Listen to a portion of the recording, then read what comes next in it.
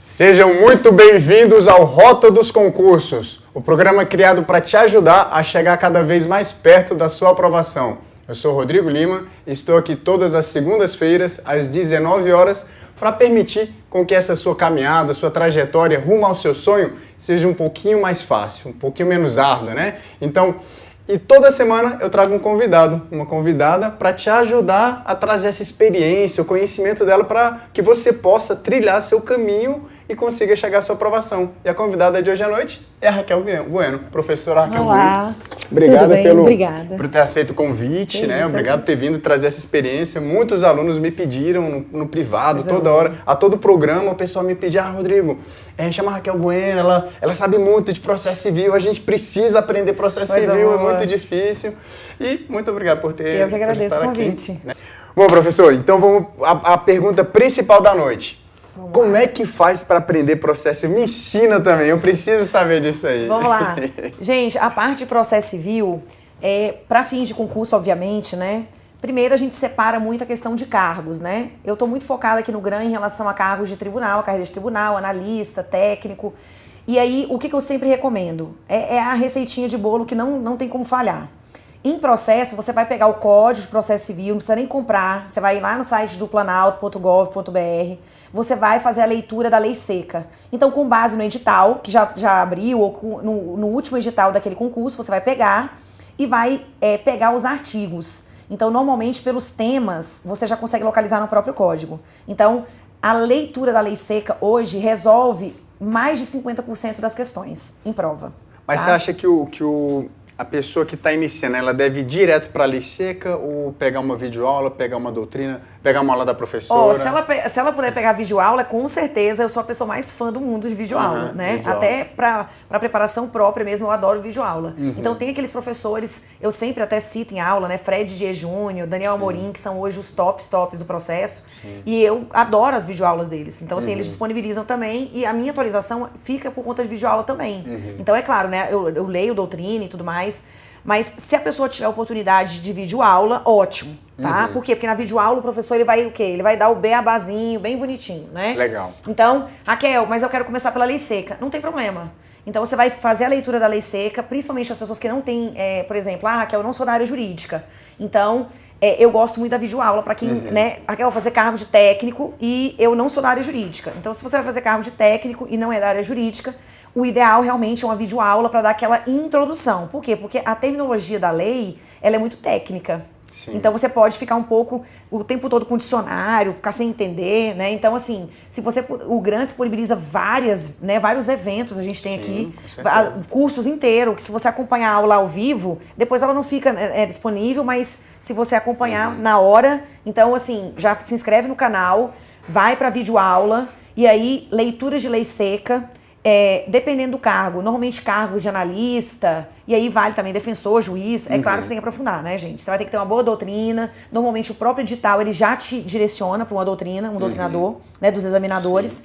Então, normalmente, concursos que são de nível superior, você tem que, além da lei seca, você tem que ler súmula, você tem que ler jurisprudência, que são aqueles informativos que você consegue disponibilizar, você consegue acessar no site do STJ e STF.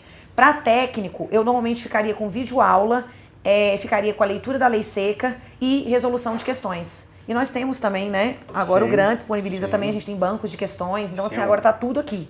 Então, a receita é lei seca, tá? A videoaula, se você puder, obviamente, e questões. O grande problema que eu acho que é a experiência que a gente vai trazer do seu início da trajetória. Porque quando você estava se formando, você não tinha essa facilidade. Né? Você não pensava em dar aula, em ministrar, enfim, se aperfeiçoar no processo civil. O que fez você ir para o civil e para o processo civil?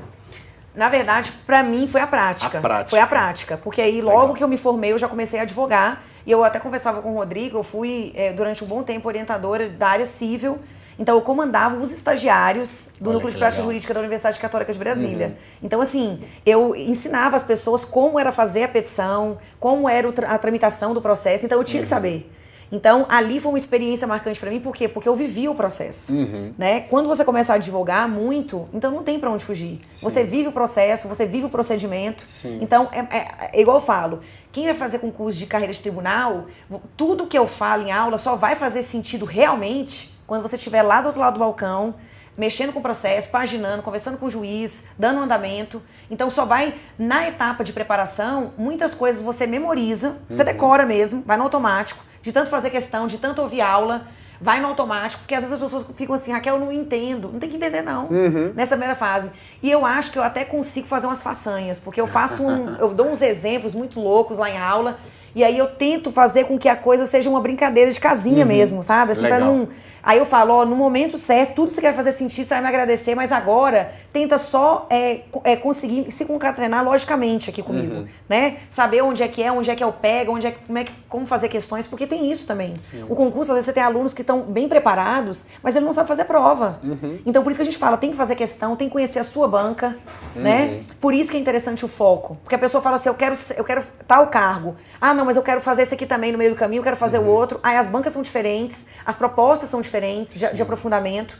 Então, assim, eu me lembro como se fosse hoje de um professor de cursinho de OAB, quando eu fazia OAB, preparação para OAB, que ele falava assim, escolhe uma fila, entra nela e não sai mais. Bacana. Porque as pessoas, elas começam a ficar cansadas. Ah, eu tô aqui fazendo esse concurso para técnico, não tô passando, vou tentar outra coisa. Fique aí.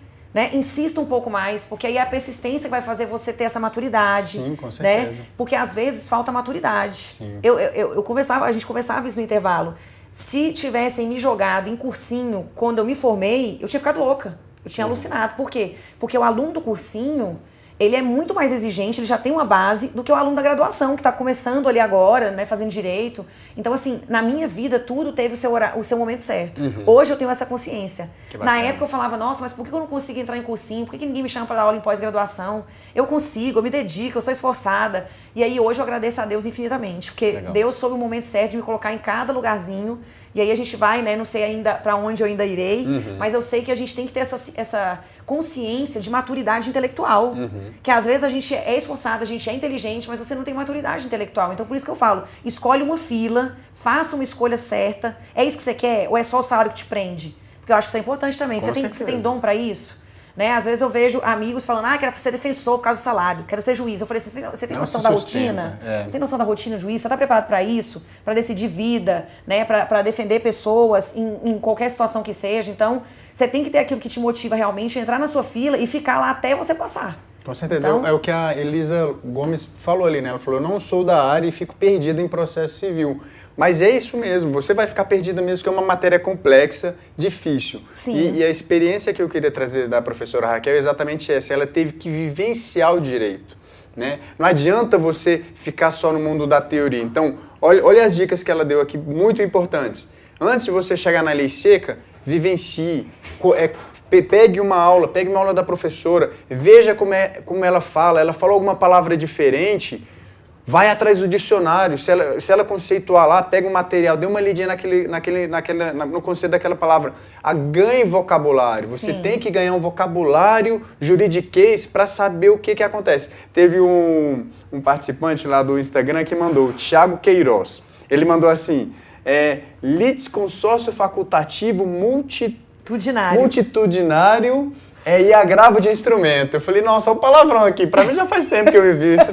É um palavrão. Pra qualquer pessoa que estiver vendo isso aqui, eu acho que foi uma brincadeira que ele fez, né, pra comentar aqui, porque isso aqui é um palavrão, mas se você não souber o que é um litisconsórcio, o que é... Bom, você pesquisa litisconsórcio, o que eu vou fazer? Bom, deixa eu olhar primeiro no dicionário. Olha nisso, o que é um litisconsórcio? Se tiver lá um litis, o que é o litis?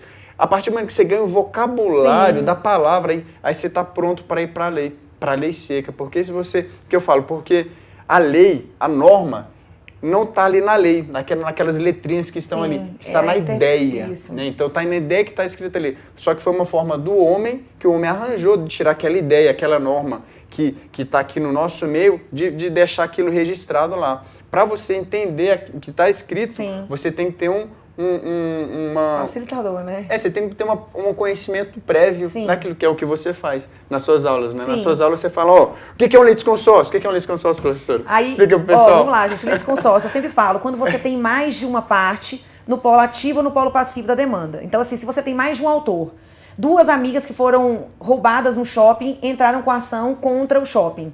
Então, ali você tem um litisconsórcio, são duas autoras. Se fosse um consumidor contra o fabricante e o fornecedor, Então, você teria aí 2 réus. Então, isso é um litisconsórcio. Qual é a diferença? Aqui é no polo ativo. Então, é um litisconsórcio ativo. E o outro é um litisconsórcio passivo. E aí, dentro das classificações, tem essas outras aí que ele falou, palavrões aqui, né? Pode ser facultativo, pode ser obrigatório, né? Aí, só para não ficar essa coisa absurda aí. Imagina que uma demanda envolvendo, por exemplo, uma demanda que envolva essas questões tributárias. Eu preciso de uma isenção. Não é só eu que preciso, é uma galera que está na mesma situação que eu. Então, vamos entrar junto para a gente conseguir essa isenção? Então, juntam 100 pessoas para entrar com essa ação, 100 autores. Então, eles se juntaram por quê? Porque eles quiseram. É uma faculdade. Então, é um litisconsórcio facultativo. A lei não obriga. Agora, por que é multitudinário? Porque tem muita gente. E aí, se o juiz entender que está muito complexo, ele pode o quê? Desmembrar. Porque senão o processo pode demorar mais. Então é só isso. Caramba, olha só, gente. Olha que aula que ela acabou de dar aqui. Explicou que é um litisconsórcio ativo, passivo e multitudinário. Acabou. Pode ir lá fazer sua prova. É isso que a gente faz em aula, gente. Eu falo desse jeitinho aqui que eu tô falando pra vocês. A Liliane Souza. Oi?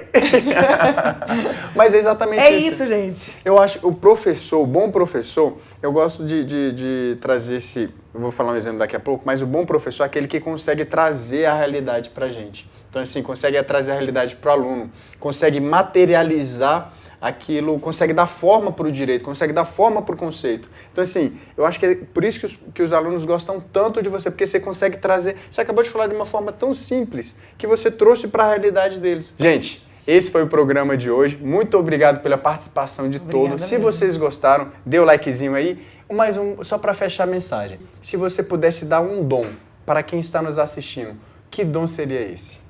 Eu daria o dom da sabedoria. Não. Porque o dom da sabedoria, ele permite que vocês façam sempre as melhores escolhas. A sabedoria, na minha perspectiva, eu entendo que ela já tem em si a questão da persistência. O sábio, ele sabe esperar. O sábio, ele sabe compreender. Ele sabe das suas limitações, né? Ainda que sejam elas momentâneas. Então, se eu pudesse dar um dom para vocês, eu daria o dom, né? É bíblico isso, para quem tem uma fé, para quem acredita, né? Que na Bíblia fala que você poderia escolher poder, escolher dinheiro, escolher riqueza. Sim. E aí, aquele que escolhe a sabedoria, realmente, ele é digno, né?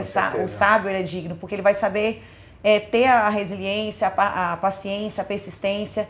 E, o mais importante, vai saber fazer as escolhas no momento certo e permanecer até o momento da vitória. Legal. Muito obrigado. Gente, peguem essa mensagem da professora, guardem para vocês e tenham em mente, a sabedoria vai fazer sempre você tomar a decisão mais correta nessa sua trajetória, tá bom? Com professora, certeza. Muitíssimo obrigado. Eu que agradeço, meu por ter querido. Convite, tô muito tá? feliz. E, gente, até segunda-feira que vem, às 19 horas da noite, com mais um sorteio, com mais um convidado e com mais notícias de concursos.